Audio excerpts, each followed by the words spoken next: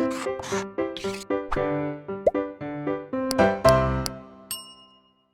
Students, welcome back to Blueprint Digital. आज की इस वीडियो में हम माइक्रोबॉडीज यानी कि सूक्ष्म काय के बारे में पढ़ेंगे।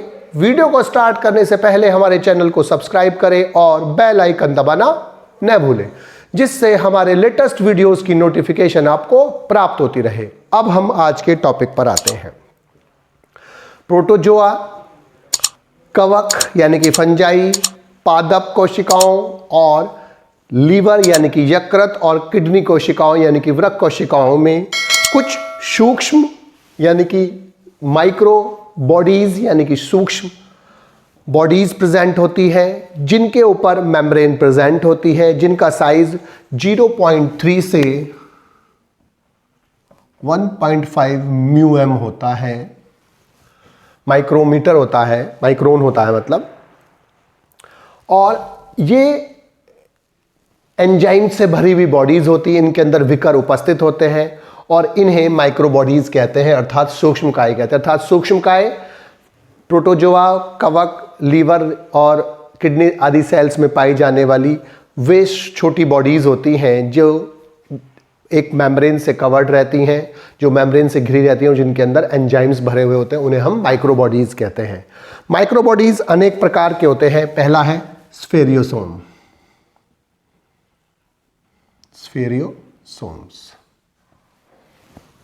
स्फेरियोसोम्स जो होते हैं वो डिस्कवर्ड किए थे हैंस्टीन ने। हैंस्टीन ने उनको डिस्कवर्ड किया था ग्राउंडनट में यानी कि मूंगफली में।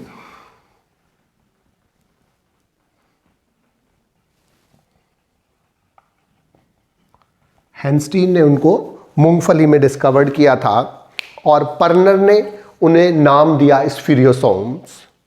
स्फेरियोसोम्स केवल प्लांट सेल्स में पाए जाने वाले ऑर्गेनील्स हैं, कोशिकांग हैं, और ये जो इनका प्रमुख कार्य है लिपिड का सिंथेसिस यानी कि लिपिड का संश्लेषण प्लस संचय होता है। स्टोर करते हैं और उसको बनाते हैं।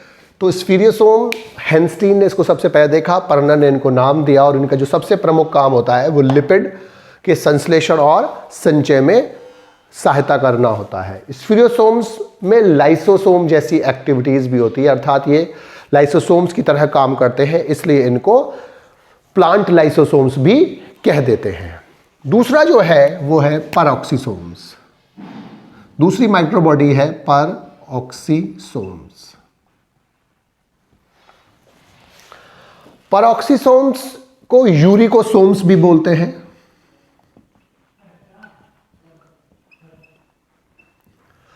जो परऑक्सीसोम्स और यूरिकोसोम्स है उनको रोडेन और टॉलबर्ट ने इसको डिस्कवर्ड किया था और ये प्लांट और एनिमल दोनों में पाए जाते हैं, अर्थात पादप कोशिकाओं में और जंतु कोशिकाओं में, प्राणी कोशिकाओं में दोनों पाए जाते हैं। इसमें अनेक एंजाइम्स प्रेजेंट होते हैं, जैसे amino acid oxidase, hydroxy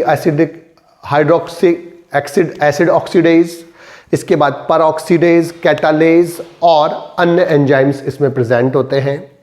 animals में ये परऑक्सीसोम्स जो होते हैं वो H2O2 यानी कि हाइड्रोजन परऑक्साइड उपापचय में भाग लेते हैं। जो ये H2O2 उपापचय है यानी कि इसे हम हाइड्रोजन परऑक्साइड बोलते हैं, तो ये जो परऑक्सीडेज एंजाइम होता है, इसमें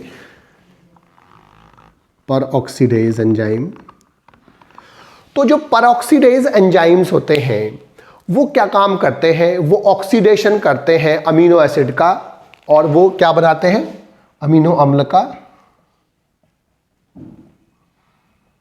ऑक्सीकरण करके H2O2 बनाते हैं।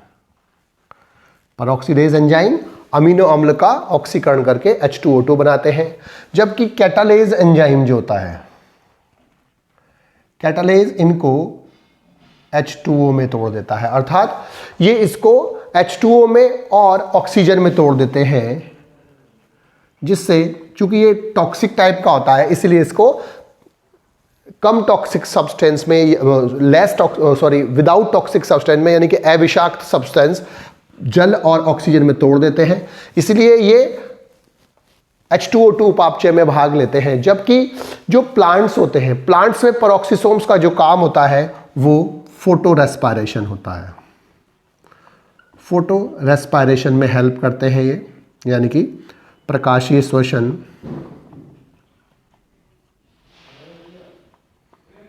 ग्लाइकोलेट साइकिल भी बोलते हैं इसको।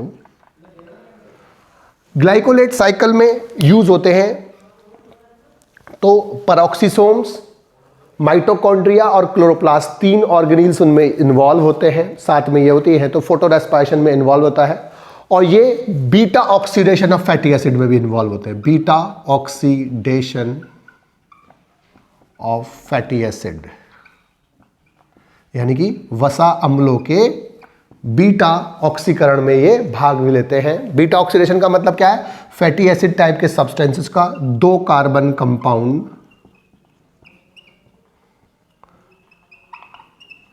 एसिटाइल कोएंजाइम ए में बदलना क्या कहलाता है? Beta oxidation of fatty acid कहलाता है। और beta oxidation of fatty acid cytosol के साथ साथ यहां पर भी होता है, पेरोक्सिसोम में भी होता है। तीसरे होते हैं ग्लाइऑक्सिसोम।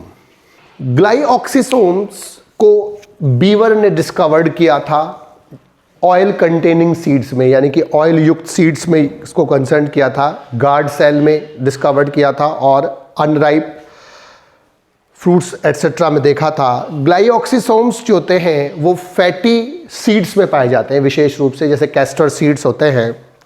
इसके अलावा ये गार्ड सेल में, स्टोमेटा की और अनराइप फ्रूट्स में, यानी कि जो पके हुए फ्रूट्स नहीं होते, कच्चे फ्रूट्स में पाए जाते हैं। और ये भी ग्लाइकोलाइटिक एसिड से लिंक्ड रहता है TCA साइकिल। जो ग्लाइकोलाइट साइकिल होता है, तो ग्लाइकोजाइलेट साइकिल जो होता है वो लिंक रहता है TCA से, यानी कि क्रैब साइकिल से। और वो ये जो साइकिल होता है वो यूज होता है production of acid in fruits. Fruits में जो एसिड्स बनाए जाते हैं वो ग्लाइकोजाइलेट साइकिल से से बनते हैं। और ग्लाइऑक्सिसोम्स को हाईली स्पेशलाइज्ड पेरोक्सिसोम्स भी बोलते हैं, अर्थात ये हाईली मतलब अत्यधिक विशिष्ट पेरोक्सिसोम्स होते हैं। और ग्लाइकोजाइलिक एसिड साइकिल जो होता है वो इन ग्लाइऑक्सिसोम्स में होता है। और इसके द्वारा ये जो साइकिल है, इसके द्वारा जो ये ग्लाइऑक्सिसोम्स होते हैं वो कन्वर्ट करते हैं फैट्स को कार्बोहाइड्रेट में, अर्थात जो इनका मेन काम है वो फैट्स को कार्बोहाइड्रेट में कन्वर्ट करना होता है। तो ये ग्लाइकोजाइलेट साइकिल से इन्वॉल्व रहते हैं, इसलिए इनका नाम ग्लाइऑक्सिसोम्स है। और ये मुख्यतः कहाँ पाए जाते हैं? अनराइप फ्रूट्स में, और वहां पर ये फैट्स को कार्बोहाइड्रेट में परिवर्तित कर देते हैं।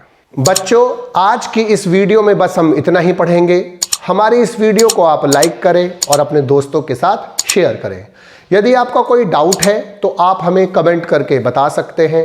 इस अध्याय को और अच्छे से पढ़ने और समझने के लिए आप चित्रा प्रकाशन की बुक एक्टिव जीव विज्ञान की सहायता भी ले सकते हैं।